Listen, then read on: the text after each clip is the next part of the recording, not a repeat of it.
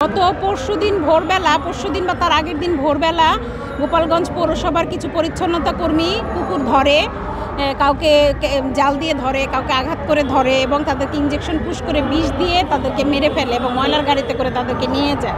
কিছু সুস্থ ভালো কুকুরকে তারা এভাবে করে মেরে ফেলেছে। এটা প্রাণী কল্যাণ আইন 2019 তো লঙ্ঘনই, প্লাস এটা মানবতা বিরোধী একটা বড় রকমের গণহত্যা বা হত্যা, কুকুর হত্যা। এটা কোনোভাবে এটা আমরা মেনে নিতে পারি না।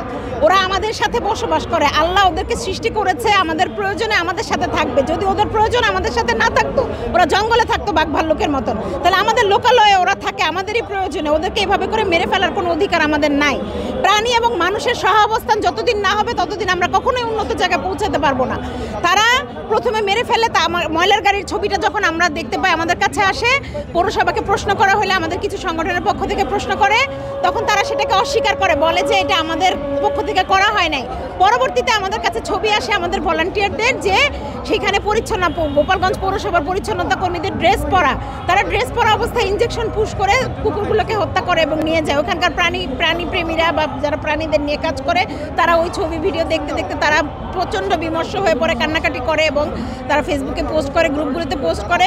সেভাবে করে আমরাও জানতে পারি এবং যে আমরা এটার তীব্র প্রতিবাদ এবং নিন্দা জানাই এবং যারা এটার সাথে জড়িত তাদের আমি শাস্তি চাই, দৃষ্টান্তমূলক শাস্তি চাই, যেন বাংলাদেশে আর কোনো প্রাণী, কুকুর বিড়াল থেকে শুরু করে অন্য কোনো প্রাণী, হাতি ঘোড়া, অন্য যত প্রাণী আছে, কোনো প্রাণীকে এইভাবে নির্বিচারে কেউ আঘাত এবং হত্যা করতে না পারে।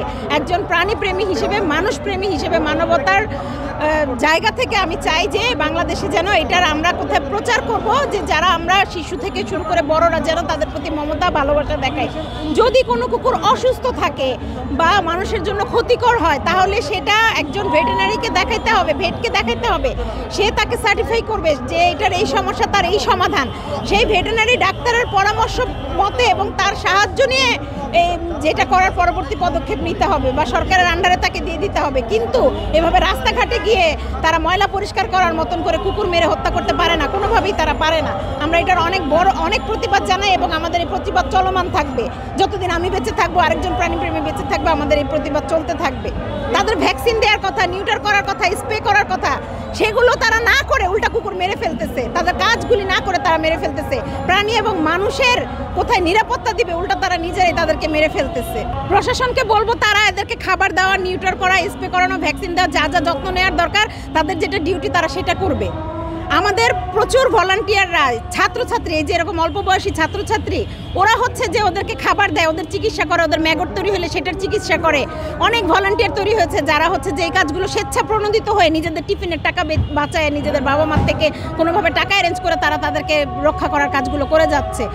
সেন্ট মার্টিনে কুকুরের মাংস খাচ্ছে, সেখানে সরকারের কোনো মাথা ব্যথা নেই যে কুকুররা খাবার পাচ্ছে না। পর্যটক যাও নিষিদ্ধ করছে, কিন্তু সেই কুকুরগুলো কিভাবে খাবে, কিভাবে বাঁচবে, সেটার কোনো ইয়ে নেই। কুকুরের মাংস খাচ্ছে, আমরা সেই ছবি ভিডিও দেখতে পাচ্ছি। কিন্তু সেখানে ভলান্টিয়াররা যে ফান্ড উঠায় দেয়, এত কুকুর, 800-1000 কুকুর, সেখানে তো ব্যক্তিগত উদ্যোগে তাদেরকে খাওয়ানো বা দেখা সম্ভব না। সেগুলো নিয়ে তাদের কোনো মাথা ব্যথা নাই। তা আমরা প্রাণীপ্রেমীরা তাদেরকে খাবার দেই, চিকিৎসা দেই, তাদেরকে দেখভাল করে রাখি, তাদের জন্য আমাদের কান্নাতুরি হয়। আর সরকার যেখানে, তাদের উচিত তাদের ভ্যাকসিন দেওয়া, তাদের চিকিৎসা করানো, তাদের খাবারের ব্যবস্থা করা, তাদের জন্ম নিয়ন্ত্রণ করতে হবে। এটা তো প্রসেস আছে। সেগুলো না করে সে বিষ দিয়ে মেরে ফেললো, এটা কোনোভাবে এটা সমাধান হতে পারে না। মানুষও তো বেড়ে গেছে, আমাদের অনেক মানুষ বেড়ে গেছে, সব মানুষ মেরে ফেলবো আমরা বিষ দিয়ে? এটা কি হয়?